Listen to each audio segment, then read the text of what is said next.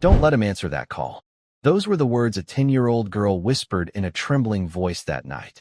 Her mother froze, confused, while billionaire James Harrison's hand hovered inches above the receiver of his private line. Outside, a storm raged. Inside, the air was heavy with a danger no one could yet name. "Emily, what are you doing?" her mother pleaded.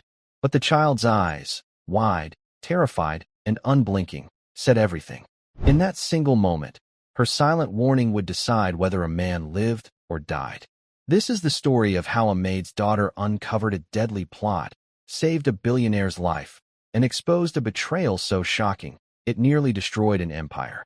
Just before we dive in, let us know in the comments where you're watching from today. We love seeing how far these stories reach. And make sure you're subscribed so you don't miss tomorrow's special video. Now let's jump back in. Enjoy the story. A little girl's hands trembled, but her eyes were steady. 10-year-old Emily watched the billionaire, her heart pounding a frantic rhythm against her ribs.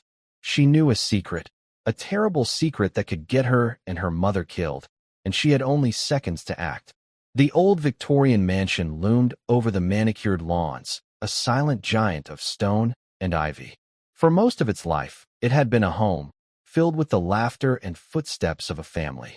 Now, it was just a house, a place where billionaire James Harrison lived, but did not truly reside. His life was a fortress of solitude, built of wealth and suspicion.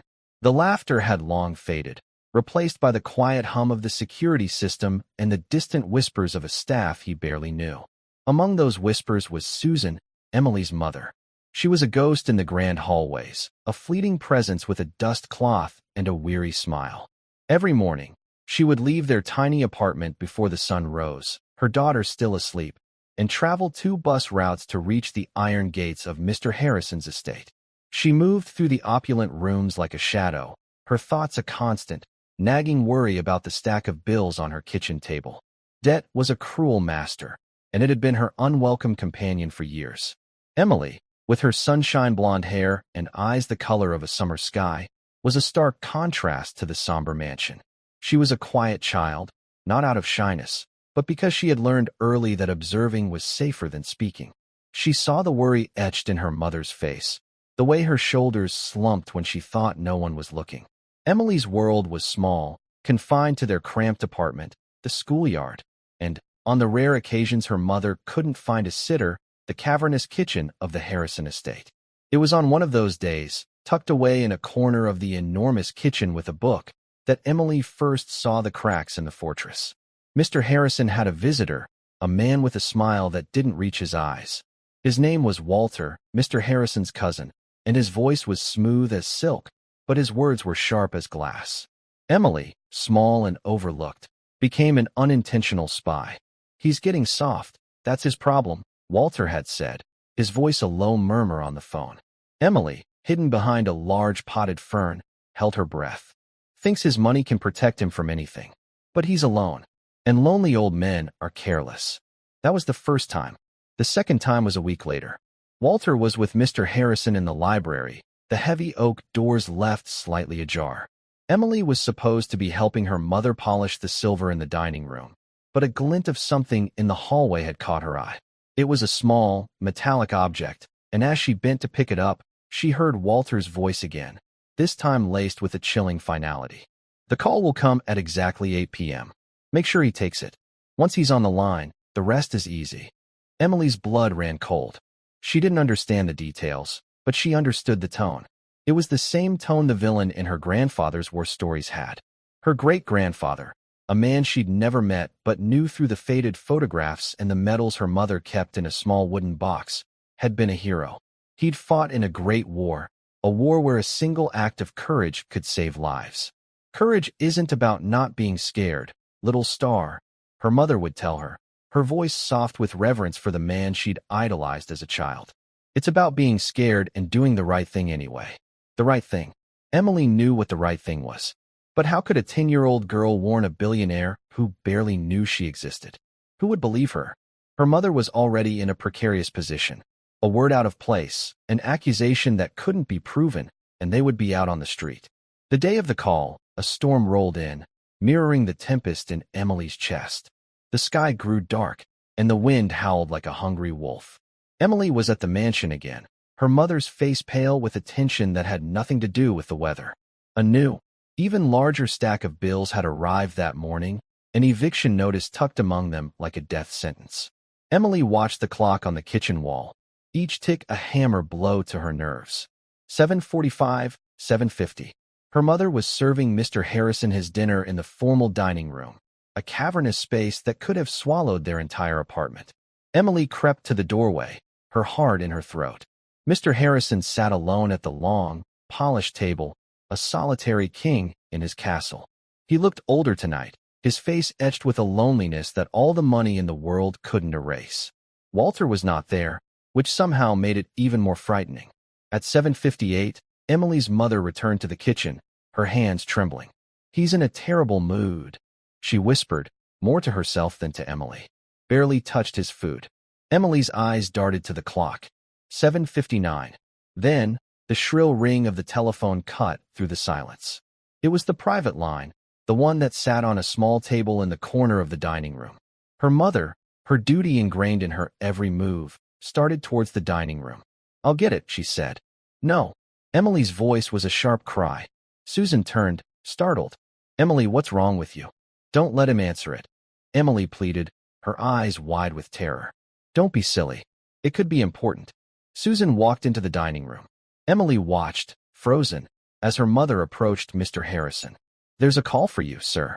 On your private line." Mr. Harrison looked up, his expression a mixture of annoyance and curiosity. He started to rise from his chair. This was it, the moment she had to do something. Her great-grandfather's face flashed in her mind. Courage. Emily darted into the room, her small feet silent on the thick Persian rug. She moved past her mother, her eyes locked on Mr. Harrison. She couldn't speak. The words were trapped in her throat. So she used the only thing she had. She raised her small hand and drew a finger across her throat. A silent, deadly slash. A gesture she'd seen in movies, a universal sign for danger. Her eyes, wide and pleading, held his. She shook her head, a tiny, almost imperceptible movement. "Don't take that call." For a moment that stretched into eternity, no one moved. Her mother stared at her in horrified disbelief. Mr. Harrison froze, his hand hovering over the receiver. He looked at Emily, this small, blonde girl who was a part of the scenery, a ghost in his grand, empty house. He saw the genuine fear in her eyes, the desperate plea. It was a raw, unfiltered emotion, something he hadn't seen in years. The people in his world wore masks, their emotions carefully curated. But this was real. He lowered his hand. The phone continued to ring, a shrill, insistent summons. Finally, it stopped, plunging the room into a heavy silence, broken only by the sound of the storm outside and the frantic beating of a little girl's heart. What happened next would shatter the walls of James Harrison's fortress and change all of their lives forever. Susan was paralyzed, her mind racing to find an explanation for her daughter's bizarre and disrespectful behavior. An apology, a string of excuses, anything to salvage the situation. But the words wouldn't come. She could only stare at her daughter, a little girl standing defiant and terrified in the face of a billionaire. James Harrison, however, saw something else. For years, his world had been a carefully constructed stage. Everyone who entered it was an actor, playing a part. They smiled when he wanted them to smile, agreed when he wanted them to agree. Their motives were always the same, a tangled web of greed and ambition. But this child, this was different. This was raw, unscripted fear, and it was directed at him, for his sake. He studied Emily, his sharp eyes, accustomed to dissecting business rivals and sniffing out deception, taking in every detail. The trembling hands, the wide, unblinking eyes, the small chest rising and falling with shallow breaths. She was not acting. This was real. Slowly, deliberately, he sat back down in his chair. The movement was small, but it broke the spell. Susan flinched as if struck. "Ma'am," Mr. Harrison said, his voice surprisingly gentle. He didn't look at Susan. His gaze remained fixed on Emily. "Please leave us. I would like to speak with your daughter." Alone. Susan's heart plummeted. This was it. The end of the line. She was going to be fired, thrown out with no references, and the eviction notice would become a reality. "Mr. Harrison, I am so sorry." I don't know what's gotten into her. She's never. That will be all, Susan, he said, his tone still quiet, but now carrying a note of steel that allowed no argument. Wait in the kitchen. Tears welled in Susan's eyes. She gave Emily a look of utter despair and confusion before turning and walking on unsteady legs back to the kitchen, the door swinging shut behind her with a soft whoosh. Now, it was just the two of them, the billionaire and the maid's daughter. The vast dining room felt like an arena. Emily stood her ground, her small hands clenched into fists at her sides. She had done it. She had stopped the call. But now, a new fear, cold and sharp, pierced through her. What would he do to her? To her mother? Mr. Harrison gestured to the chair opposite him. Please, sit down, Emily. She hesitated. It was the first time he had ever said her name. She had not known he even knew it. Timidly, she approached the table and climbed onto the plush velvet chair. Her feet dangled a good 6 inches from the floor. He watched her, a flicker of a long-forgotten memory playing at the edge of his mind. A memory of another little girl, with hair the color of corn silk, sitting at this very table. His own daughter, lost to him years ago, not to death, but to the bitter poison of a family feud. He pushed the thought away. That was a very brave thing you did, he said, his voice a low rumble. Emily said nothing. She kept her eyes on the polished surface of the table, where her own small, distorted reflection stared back at her. You were trying to tell me something, he continued. You were trying to tell me not to answer that phone. What? Silence. The only sound was the rhythmic ticking of the grandfather clock in the hall, each tick marking a second of her mother's agony in the next room. Mr. Harrison sighed. He realized that his usual methods of interrogation, the ones he used in the boardroom, would not work here. He was not dealing with a hostile corporate raider. He was dealing with a terrified child. He had to try a different approach. Your mother, he began, his voice softer now. She's a good woman. A hard worker. I know she's had some difficulties lately. Emily's head shot up. Her blue eyes, wide and fearful, met his. How did he know? Had her mother told him about their troubles? The thought sent a fresh wave of panic through her. I know because I pay attention, he said, answering her unspoken question. I may be old, Emily, but I'm not blind. I see the way she worries. I see the tiredness in her eyes. I know she would do anything to protect you. He leaned forward slightly, his voice dropping to a conspiratorial whisper. And I think you would do anything to protect her, too. Am I right? A single tear escaped from Emily's eye and rolled down her cheek. She gave a tiny, almost imperceptible nod. Good, he said, leaning back again. Then we have something in common. We both want to protect your mother. But to do that, you have to tell me what's going on. You have to tell me why you didn't want me to answer that phone. Who was going to be on the other end of the line? Emily's lower lip trembled. She thought of Walter's cold eyes, his smooth, menacing voice. Make sure he takes it. Once he's on the line, the rest is easy. What did that mean? What would have happened if he had answered? Was it about my cousin? Mr. Harrison asked, his voice sharp again. He had seen Walter's car pulling away from the estate just an hour earlier. He had noticed the way Walter's eyes had lingered on the private phone line. He had dismissed it at the time, but now, Emily's silent warning cast a sinister new light on the memory. Emily's eyes widened in surprise. He knew. He already knew. The realization seemed to loosen the knot of fear in her throat. He said you were getting soft, she whispered, her voice barely audible. He said lonely old men are careless. James Harrison's face hardened.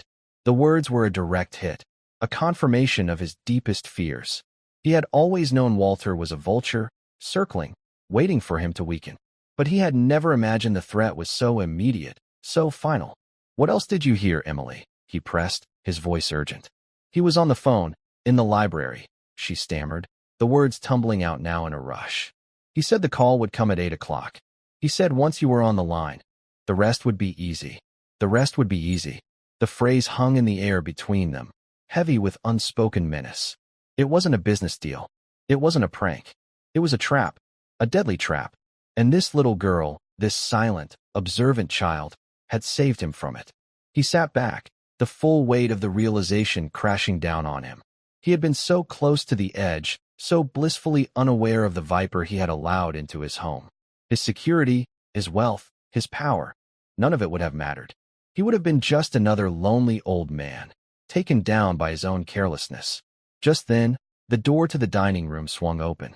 Susan stood there, her face a mask of anxiety. She couldn't bear it any longer. She had to know what was happening. Mr. Harrison, she began, her voice trembling. He raised a hand, silencing her. He looked from the terrified mother to the brave daughter, and in that moment, a decision formed in his mind. A decision that would not only change their lives, but would also set in motion a chain of events that would bring Walter's carefully laid plans crashing down around him. "Susan," he said, his voice calm and steady, but with an undercurrent of something new, something that hadn't been there before. "I believe we have a great deal to discuss. Please, come in," and closed the door. He then turned his gaze back to Emily, a look of profound gratitude in his eyes. "It seems your daughter has just saved my life." The storm outside raged on, but inside the mansion, a different kind of storm was just beginning to break. The players were in place, the lines were drawn, and the game had taken a sudden, unexpected turn. Walter had made a fatal miscalculation. He had accounted for the billionaire's security, his lawyers, his financial advisors. But he had forgotten to account for the one thing that could truly unravel his plans: the courage of a 10-year-old girl with nothing to lose and everything to protect. Susan stepped into the room, her legs feeling like lead. She gently pulled the heavy door shut, the click of the latch echoing in the tense silence. Her eyes darted from Mr. Harrison's grim, set face to Emily's small, pale one. Saved his life? What did that mean? It sounded like something out of a movie, not something that could happen in this quiet, orderly house where the biggest drama was usually a scuff mark on the hardwood floor. "Please, Susan, sit down," Mr. Harrison said, gesturing again to the chair next to Emily. His voice was calm, but there was an intensity in his eyes that she had never seen before. She obeyed numbly, sinking into the velvet seat. She reached out and took Emily's small, cold hand in her own, her thumb stroking the back of it in a soothing, automatic gesture. "Emily," Mr. Harrison began, his voice measured, "has just prevented me from making a very serious mistake. A mistake that, I believe, would have cost me my life." Susan's breath hitched. She looked at her daughter, whose gaze was fixed on the tabletop. 100 frantic questions crowded her mind, but she remained silent, sensing that the best thing she could do was listen. "For some time now," Mr. Harrison continued, "I have had concerns about my cousin, Walter. He has a significant financial stake in my passing. I have been, perhaps, too complacent, too willing to believe that blood is thicker than water." He gave a short, bitter laugh. "It seems water is the least of my worries. It's poison I should have been looking for." He explained what Emily had overheard. He recounted the snippets of conversation, Walter's chilling words about the phone call at 8 p.m. As he spoke, the pieces clicked into place for Susan. The strange tension in the house, Walter's overly friendly demeanor that never quite seemed genuine, his frequent, hushed phone calls. It all painted a picture that was as terrifying as it was undeniable. "The phone call," Mr. Harrison mused, looking at the silent telephone as if it were a venomous snake. "It would have been a pretext, a way to confirm I was here, alone and vulnerable, perhaps to get me to a certain part of the house. Or perhaps the call itself was the trigger for something else, something outside." The thought sent a shiver down Susan's spine. The storm, the isolation of the estate, it was the perfect setting for a tragedy. Mr. Harrison's expression hardened, the gentle old man disappearing, replaced by the ruthless tycoon who had built an empire from nothing. He reached into his pocket and pulled out a small, sleek satellite phone, a device Susan had never seen before. He pressed a single button. It was answered on the first ring. "Yes, sir." The voice on the other end was calm, professional, and alert. "David," Mr. Harrison said, his voice crisp and authoritative. "We have a situation. Code red. I want a full security sweep of the estate. Internal and external. I want every inch of the perimeter checked. No one enters or leaves without my direct authorization. Is that understood?" "Understood, sir." "Are you secure?" "For now. The threat is internal. My cousin, Walter Jennings. He is not to be permitted on the grounds under any circumstances.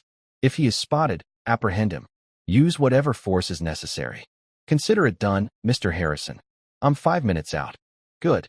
Mr. Harrison disconnected the call. He looked at Susan and Emily, who had been listening with wide eyes. "David is my head of security. He is the best in the business. And he is completely loyal. You two are safe now. Safe. The word felt foreign. Susan had spent so much of her life feeling unsafe, living on the edge of financial ruin, one unexpected expense away from disaster. But this was a different kind of danger. This was the stuff of nightmares. Susan, Mr. Harrison said, his voice softening again. You and Emily cannot stay in the staff quarters tonight. It's too exposed. I'm moving you to the guest wing in the main house. David's team will secure the area. Mr. Harrison, you don't have to, Susan began, overwhelmed by the sudden turn of events. Yes, I do, he interrupted, his tone leaving no room for argument. Your daughter put herself at great risk to warn me. I owe her a debt I can never fully repay. The least I can do is ensure her safety. And yours. He stood up and walked to the sideboard, pouring 3 glasses of water from a crystal pitcher. His hand was perfectly steady. He brought the glasses back to the table, placing one in front of Susan and one in front of Emily. Drink this, he said kindly. You've both had a shock. Emily took the glass in her small hands and took a sip, her eyes never leaving his face. She was still scared, but a new feeling was beginning to blossom in her chest, a sense of pride. She had done the right thing. She had been brave, just like her great-grandfather. Susan drank the water, the cool liquid doing little to calm the frantic beating of her heart. What are you going to do? She asked, her voice a whisper. Mr. Harrison sat back down, a thoughtful, calculating look on his face. Walter is a coward and a fool, he said, more to himself than to them. His greed has made him reckless. He assumed I was a feeble old man, surrounded by people who either didn't care or didn't notice. He was wrong on both counts. He looked at Emily. He underestimated the people in this house. A plan was beginning to form in his mind. It was audacious, risky, and utterly brilliant. Walter had set a trap, but the bait had refused to bite. Now, the hunter was about to become the hunted. He will be expecting to hear news of my demise, Mr. Harrison said, the word tasting like ash in his mouth. When he hears nothing, he will get nervous. He will try to find out what happened. He will call, he will probe. And when he does, we will be ready for him. He leaned forward, his eyes gleaming with a strategic fire. He wanted me to take a call. Well, he's going to get one. But it won't be the one he was expecting. For the first time that evening, a small, grim smile touched James Harrison's lips. The fortress had not fallen. The king was not dead. And he was about to remind his treacherous cousin exactly why he had built an empire while Walter had spent his life living in its shadow. First things first, he said, his voice all business now. Let's get you both settled in a safe place. Then, we prepare for our next move. He stood up, a commanding presence in the dimly lit room. Susan, Emily, come with me. He led them out of the dining room and up the grand, sweeping staircase, his footsteps echoing in the cavernous space. As they ascended, Susan glanced back at the dining room, at the solitary telephone sitting on the table. A simple object, now imbued with a terrifying significance. An instrument of death that had been silenced by the courage of her child. As they reached the top of the stairs, they could hear the subtle sounds of movement from outside. Cars crunching on the gravel driveway, the murmur of low voices, the quiet professionalism of David's team arriving and fanning out across the estate, creating an invisible shield around the house and its inhabitants. Mr. Harrison led them down a long, carpeted hallway lined with portraits of his ancestors. They were stern-faced men and women with eyes that seemed to follow them as they passed. He stopped in front of a set of ornate double doors and pushed them open, revealing a suite of rooms that was larger than their entire apartment. There was a sitting room with a fireplace, a large bedroom with a 4-poster bed, and an adjoining bathroom made of marble and gold. You will be safe here, Mr. Harrison said. One of David's men will be posted outside your door. No one will get in. He looked at Emily. You did a very, very good thing tonight, Emily. Never forget that. Emily nodded, a shy smile finally gracing her lips. Try to get some rest, he said to Susan. I have a long night ahead of me. We will talk again in the morning. With that, he turned and left, closing the doors softly behind him. Susan and Emily were left alone in the opulent suite, the silence broken only by the crackling of the fire that a maid had evidently lit earlier in the evening. Susan sank onto the plush sofa, pulling Emily into a fierce hug. Oh, my baby, she whispered, her voice thick with emotion. My brave, brave girl. Emily buried her face in her mother's shoulder, the adrenaline of the past hour finally giving way to exhaustion. She had faced down a monster and won. But she knew, with a child's unerring instinct, that the monster was still out there, lurking in the dark. And he would be back. Meanwhile, in his study, a room fortified with reinforced steel and bulletproof glass, James Harrison was outlining his strategy. David stood before him, his face a mask of professional calm, absorbing every detail. So, the cousin's been planning this for a while, David said, his voice a low, steady baritone. It was a statement, not a question. It would appear so, Mr. Harrison replied, his fingers steepled in front of him. He's made a critical error, however. He showed his hand before the game was over. What's our play, sir? We let him think his plan is still in motion, but that something has gone wrong. A delay. A complication. We create a vacuum of information. That will make him nervous. And nervous men make mistakes. And the phone call? David asked. Mr. Harrison's eyes glinted. The phone call is our bait. He wanted me on a recorded line. I suspect he had a team ready to intercept the signal. Perhaps to trigger an explosive. Perhaps to clone the line and fabricate a conversation, a suicide note, to be discovered later. The possibilities are crude, but effective. We can't let him get that chance again, David said. We won't, Mr. Harrison assured him. We're going to use his own weapon against him. We're going to set up a new trap. We'll leak a piece of false information. Something that will force him to act, to come out into the open. He paused, a predatory stillness coming over him. He thinks I'm a lonely, careless old man. It's time to remind him that I am also a very, very rich one. And with wealth comes resources. David allowed himself a thin smile. I'll get the team ready, sir. What's the target? James Harrison looked out the bulletproof window at the storm-tossed trees. The wind howled, but inside his fortress, all was calm, controlled. He had been given a second chance, a wake-up call delivered by the most unlikely of messengers. And he was not going to waste it. The target, he said, his voice as cold and hard as steel, is my cousin's entire world. We're going to take it apart, piece by piece, until there is nothing left but the truth. The trap had been sprung, but the prey had escaped. Now, the roles were reversed. The game was afoot, and James Harrison was not playing for survival anymore. He was playing for keeps. The first light of dawn crept through the heavy silk curtains, painting stripes of gray across the lavish guest room. For Susan and Emily, sleep had been a fleeting, restless visitor. The bed, a mountain of soft linens and plush pillows, was a world away from their lumpy mattresses at home, yet it offered little comfort.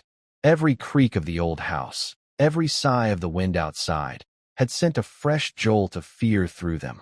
Susan had held Emily close all night, listening to the soft rhythm of her daughter's breathing, a sound that had been her anchor for 10 years. She thought about the eviction notice on her kitchen table, a problem that now seemed so small, so mundane, compared to the life-and-death drama they had been thrust into. She had spent years worrying about money, about keeping a roof over their heads, and in a single night, the very definition of security had been rewritten. It wasn't about having enough to pay the bills. It was about being safe from the monsters who walked in plain sight. Emily, nestled in her mother's arms, was quiet. She wasn't asleep, but her mind was replaying the events of the previous night. The look in Mr. Harrison's eyes when she had made the signal. The fear, then the understanding, then the gratitude. She had done something important, something that mattered. The weight of it was both terrifying and exhilarating. She thought of the stories of her great-grandfather, a man who had faced down enemies with guns and cannons. Her own battle had been fought in silence, with a gesture and a look, but it had been a battle nonetheless. Downstairs, the mansion was a hive of quiet, purposeful activity. James Harrison had not slept at all. Fueled by coffee and a cold, burning anger, he sat in his study with David, orchestrating his counterattack. The initial security sweep had revealed something chilling. A sophisticated, remotely triggered device had been placed in the telephone receiver of his private line. Had he picked it up, a high-frequency signal, undetectable to the human ear, would have activated a small, but powerful, explosive charge planted beneath his favorite armchair in the library. The explosion would have been blamed on a faulty gas line. It would have been a tragic accident. Walter would have inherited a fortune. He was thorough, David said, his voice grim as he presented the findings. Professional job. Not his own work, of course. He hired someone. Someone very good. Find out who, Mr. Harrison ordered, his voice like flint. I want names. I want to know everyone involved in this. We're already working on it, David assured him. We're tracing the device's components. It's a waiting game now. I'm not a patient man, David, Mr. Harrison said. Walter is out there, wondering why I'm not a headline on the morning news. His paranoia will be growing with every passing minute. We need to give him something to focus on, something to lure him out. The plan was simple, yet elegant in its deception. They would use one of the mansion's staff, a gardener who had a known gambling problem and was always in need of cash. Walter, a man who believed everyone had a price, would find him an irresistible target for information. The gardener would be persuaded to feed Walter a piece of carefully crafted misinformation. The story would be this. Mr. Harrison had suffered a massive stroke right before taking the 8 p.m. call. He was alive, but incapacitated, unable to speak or move. He was a prisoner in his own body, his fate hanging in the balance. The staff had been sworn to secrecy to prevent a panic in the stock market. It's the perfect bait, Mr. Harrison explained, a predatory gleam in his eye. It explains the silence. It explains why the accident didn't happen. And it presents Walter with a new problem. A living, breathing James Harrison, even one who is incapacitated, is still a threat. The will can be contested. Doctors can work miracles. He can't afford to wait. He has to finish the job. Miles away, in a sleek, sterile high-rise apartment, Walter Jennings paced like a caged tiger. He had been up all night, his eyes glued to the news, his phone in his hand, waiting for the call that never came. The silence from his hired consultant was deafening. Something had gone wrong. Horribly wrong. His mind raced through the possibilities. Had the device malfunctioned? Had James been called away at the last minute? Had that meddling maid and her brat of a daughter seen something?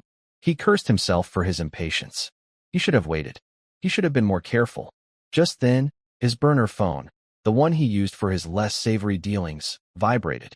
It was a text from an unknown number. Problem at the estate. Target still viable, but situation has changed. Need to meet. The usual place. It was the signal from his hired gun. Relief, cold and sharp, washed over Walter, quickly followed by a surge of anger. He needed to know what had happened. He needed to regain control. The usual place was a grimy, all-night diner on the outskirts of the city. The kind of place where people went when they didn't want to be seen.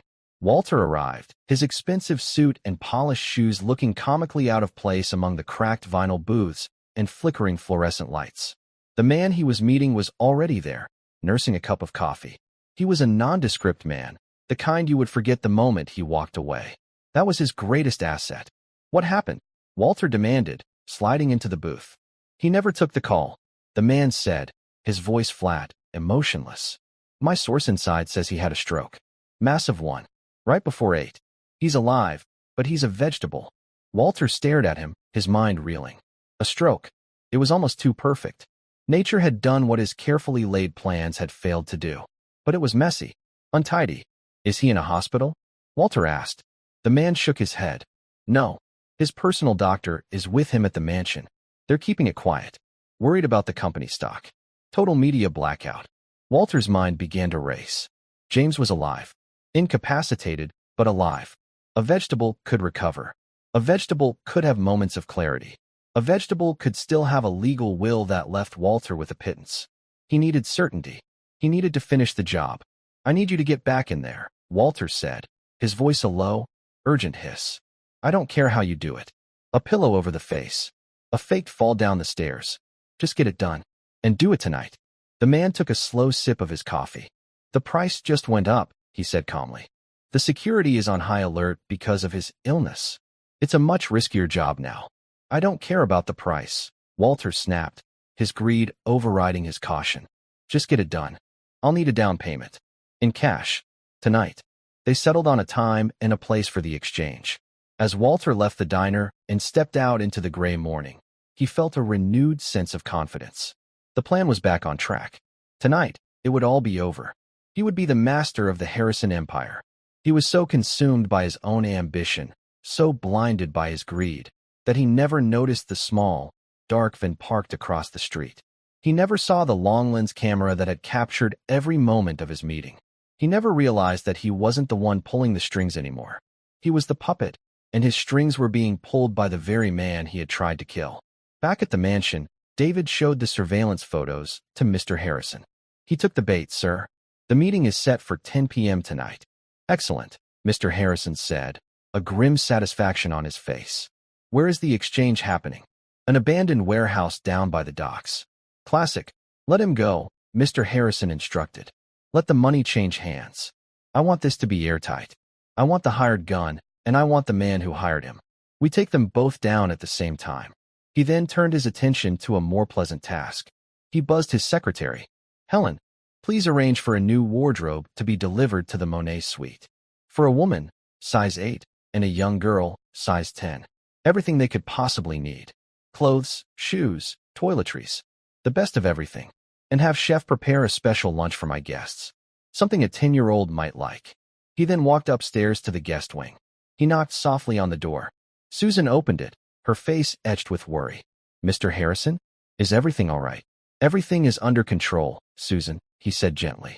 He looked past her to Emily, who was curled up on the sofa, reading a book. I was hoping you and Emily might join me for lunch. In the informal dining room. There are some things we need to discuss. Susan hesitated, unsure of her place in this new, strange world. Please, he said, his voice kind. It would be my pleasure. The informal dining room was still larger and more ornate than any restaurant Susan had ever been to. A table had been set for 3. The meal was simple, but delicious. Macaroni and cheese, crispy chicken tenders, and a side of fresh fruit. Emily's eyes lit up. As they ate, Mr. Harrison began to talk. He didn't talk about Walter or the trap. He talked about his own childhood, about growing up in the shadow of a powerful father. He talked about his daughter, the one he had lost to a bitter argument over a boy he hadn't approved of. They hadn't spoken in 15 years. I was stubborn, he said, a note of regret in his voice. I thought I was protecting her, but all I did was push her away. I built a fortress around my heart, just as I built one around this house. I thought it would keep me safe, but all it did was keep me lonely. He looked at Emily, her face serious as she listened. You, young lady, you reminded me of something I had long forgotten. That sometimes, the greatest strength is found in vulnerability. In trusting someone. You trusted me to understand your warning, even though you were scared. And that trust, it saved my life. He then turned to Susan. I have been a fool, Susan. I have had a good, loyal woman working in my house for years, and I never once bothered to know her story. I never knew about your debts. I never knew about your struggles. Susan's face flushed with shame. Mr. Harrison, I would never. You would never ask for help, he finished for her. I know. It's a matter of pride. I understand that. He pushed a plain white envelope across the table towards her. This is not charity, Susan. This is a bonus. A thank you for raising a daughter with such courage and integrity. Susan's hands trembled as she opened the envelope. Inside was a check. The amount was so large, it took her a moment to even process the number of zeros. It was enough to pay off all her debts, to buy a small house, to start a new life. Tears streamed down her face, tears of relief, of gratitude, of disbelief. I can't accept this, she stammered. Yes, you can, he said firmly. And you will. Consider it back pay for all the years I failed to see the remarkable people right under my own roof. He then leaned forward, a serious expression on his face. I am also offering you a new position, not as a maid, as my personal assistant, to help me manage this house and my life. The salary will be more than enough to ensure you and Emily are comfortable for the rest of your lives. It was too much. A new job, a new life, a future free from the crushing weight of debt. It was a fairy tale, a dream from which she was sure she would soon awake. But it was real. And as she looked across the table at the old, lonely billionaire, she saw that he needed them as much as they needed him. They were a lifeline, a connection to the real world he had shut out for so long. There is one more thing, Mr. Harrison said, his eyes twinkling. He looked at Emily. I understand you are a descendant of Sergeant Michael O'Connell, a hero of the 101st Airborne. Emily's eyes widened. You know about him? I make it my business to know things, he said with a smile. He was a great man, a true patriot. This country owes him a debt of gratitude. He paused. Your great-grandfather was awarded the Medal of Honor for his bravery. But his family, due to a series of unfortunate circumstances and bureaucratic errors, never received the pension and benefits they were entitled to. He slid another, thicker envelope across the table. I have taken the liberty of correcting that oversight. With interest. This time, Susan didn't protest. She was speechless. This man, this stranger she had cleaned up after for years, had in one day given them back their past and secured their future. The trap for Walter was set. The pieces were in motion. But in the quiet of the sun-drenched dining room, a different kind of plan was unfolding. A plan to rebuild a life, to heal old wounds, and to forge a new, unlikely family from the ashes of betrayal. The night would bring justice. But the day had already brought something far more precious: hope. The hours leading up to the 10 p.m. rendezvous ticked by with agonizing slowness. A palpable tension settled over the Harrison estate, a stark contrast to the newfound hope that had bloomed in the dining room. While Susan and Emily were being fitted for new clothes by a personal shopper sent by Mr. Harrison, a small army was mobilizing in the shadows. David and his team, comprised of former Special Forces operatives, were a study in quiet efficiency. They transformed the mansion's command center, a room typically used for monitoring stock market fluctuations, into a tactical operations hub. High-resolution satellite maps of the Docklands were displayed on massive screens. Audio and video feeds from half a dozen covert surveillance teams were patched in. They were not just planning to catch a criminal. They were planning to dismantle a conspiracy with surgical precision. Mr. Harrison watched them, a sense of grim satisfaction settling over him. For years, his wealth had been a passive shield. Now, he was wielding it as a sword. He was no stranger to corporate warfare, to hostile takeovers and boardroom betrayals. This, he realized, was no different. The stakes were just higher. As evening fell, a quiet dinner was held in the main dining room. The mood was subdued. Susan was wearing a simple, elegant blue dress from the collection that had been delivered that afternoon. Emily was in a new yellow dress, her blonde hair tied back with a matching ribbon. They looked like they belonged there, like a family. And yet, the unspoken reality of what was about to happen hung in the air. "You don't have to worry," Mr. Harrison said, sensing their anxiety. "David is the best. Walter will not get away with this." "It's not him I'm worried about," Susan said softly, her hand resting on Emily's shoulder. "It's the ugliness of it all, that someone could be so filled with hate." Mr. Harrison looked at her, his expression somber. "Money is a curse, Susan. It doesn't corrupt people. It simply reveals what was already there. Walter has always been a weak man, and weak men are drawn to desperate measures." He reached across the table and patted Emily's hand. "But strong people, like you, Emily, you are the antidote to the Walters of the world." After dinner, he insisted they watch a movie in the mansion's private theater. He chose an old classic, a light-hearted comedy from a simpler time. It was a deliberate attempt to create a bubble of normalcy, to shield Emily from the darkness that was gathering outside their fortress walls. The warehouse district was a desolate maze of rusted steel and crumbling brick. A cold, damp wind blew in from the sea, carrying the scent of salt and decay. The chosen location was a derelict fish processing plant, a cavernous structure that had been abandoned for years. It was the perfect place for a clandestine meeting. Walter arrived first, his heart pounding in his chest. He clutched a briefcase filled with non-sequential bills, the down payment for a murder. His hands were slick with sweat. This was the final hurdle. After tonight, he would be free. He would be powerful. He stepped inside the warehouse, the vast, empty space swallowing the sound of his footsteps. A single, bare bulb hung from the ceiling, casting long, grotesque shadows. A few minutes later, the hired gun appeared, a silhouette in the doorway. He moved with a quiet, confident grace that unnerved Walter. "You have the money?" the man asked, his voice flat. "It's all here," Walter said, his voice a dry croak. He placed the briefcase on a stack of rotting pallets. "Half now, half when the job is done." The man opened the briefcase, his expert eyes scanning the stacks of cash. He nodded, satisfied. "He's at the mansion? Still incapacitated?" "Yes," Walter said a little too quickly. "The security is high, but my source says his personal nurse leaves at midnight. There's a 2-hour window. It has to be tonight." The man snapped the briefcase shut. "Consider it done." And then, The world exploded in a blinding flash of light. Floodlights from a dozen hidden positions erupted, illuminating every corner of the warehouse. The sharp, commanding shout of federal agents. "Freeze!" echoed off the steel walls. Red laser dots danced on Walter's chest. He screamed, a high, thin sound of pure terror, and threw his hands in the air. The hired gun, however, reacted with instinct honed by years of illicit activity. He dropped the briefcase and dove behind a stack of crates, pulling a gun from the small of his back. It was a foolish, desperate move. David's team, clad in black tactical gear, moved in with practiced, lethal efficiency. They didn't fire a shot. A taser, fired with pinpoint accuracy, struck the gunman in the back. He convulsed and fell to the ground, unconscious. Walter stood frozen, shaking uncontrollably, his face a mask of disbelief and horror. As two agents cuffed him, his eyes fell upon a figure stepping out of the shadows. It was David, and standing beside him, looking as calm and formidable as ever, was James Harrison. "Hello, Walter," Mr. Harrison said, his voice as cold as the grave Walter had planned for him.